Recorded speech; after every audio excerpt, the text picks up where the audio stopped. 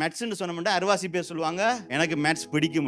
என்ன அரைவாசி பேர் சொல்லுவாங்க ஐயோ எனக்கு மேத்ஸ் பிடிக்காதுன்னு. அது என்னது, ரெண்டு வகையான அங்க கருத்துக்கள் உள்ள ஒரு பாடம் தான் மேத்ஸ். அத போலதான் இங்க விசுவாசம். யாருக்கு விசுவாசம் பிடிக்கும் என்று சொன்னா சிலருக்கு பிடிக்கும், ஐயோ விசுவாசம் கஷ்டமானது என்று சிலருக்கு பிடிக்காம இருக்கும். ஆனால் விசுவாசத்தையும் நாங்கள் கற்றுக்கொள்ள வேண்டியவர்களா இருக்கின்றோம். தேவன் அதை எங்களுக்கு கற்றுக் கொடுக்கிறவரா இருக்கிறார். கிண்டர் கார்டன் ஏவன்ல எல்லாம் படிக்கும் பொழுது இலகு என்னது வாய்ப்பாடு சொல்லி கொடுப்பாங்க. 2 2 4 அதை பாடமாக்கிட்டு போய் அப்படியே ஒப்புவிச்சோம்னு சொன்னா கரெக்ட் மார்க்ஸ் போட்டு அனுப்பிடுவாங்க. ஆனா நீங்க வளர வளர மேத்ஸ் என்னது ஃபார்முலா அல்ஜிப்ராவா மாறும். பைதகரம் தியரம் பெறும். a² + b² = c². இது என்னது ஒரு ஃபார்முலா. இப்ப விடைய தந்துட்டாங்க, ஆனா அவர்கள் கேட்பாங்க c என்னன்னு கேட்பாங்க. இப்ப c = √(a² + b² ன்னு நீங்க எழுதினடா இல்ல இத நீங்க எப்படி எடுத்தீங்க இந்த ஆன்சர்ன்னு கேட்பாங்க. அப்ப இந்த மேத்ஸ்க்கு விடை மட்டும் முக்கியம் அல்ல, இந்த விடையை நாங்கள் எப்படி பெறுகிறோம் என்கின்ற செய்முறையும் முக்கியம். அதே போலதான் விசுவாசத்துக்கு எங்களுக்கு ஃபார்முலா தெரியும்.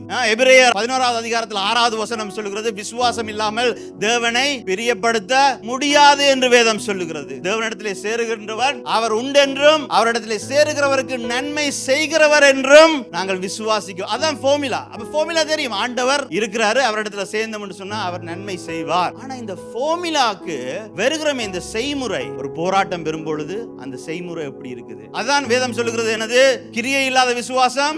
அப்ப மார்க்ஸ் போட மாட்டாங்க. மேத்ஸ் டீச்சர்ட்ட போய் நீங்க விடைய கொடுத்தீங்கன்னா இது என்னது பக்கத்து டேபிள்ல இருந்து நீ காப்பி அடிச்சியா, எப்படி இந்த விடையை எடுத்தா எனக்கு செய்முறையை காட்டு. அத மாதிரி தான் விசுவாசத்துல ஆண்டவரிடத்துல போய் ஆண்டவரே நான் உம்மை விசுவாசிக்கிறேன் நீர் நன்மை செய்வீரேண்டா இல்ல இந்த போராட்டத்துல இந்த இடுக்கன்ல நீ என்ன செய்முறையிலே நீ நடந்து கொள்ளுகிறாய், அதுக்கு தான் ஆண்டவர் மார்க்ஸ் போடுகிறவரா இருக்கின்றார். அப்ப விசுவாசம் என்பது ஒரு மேத்ஸ் போலதான். இதனால இதுல எங்களுடைய செய்முறை இதிலே முக்கியமா இருக்கின்றது, எங்களுடைய நடத்தைகள் இதிலே முக்கியமா இருக்கின்றது.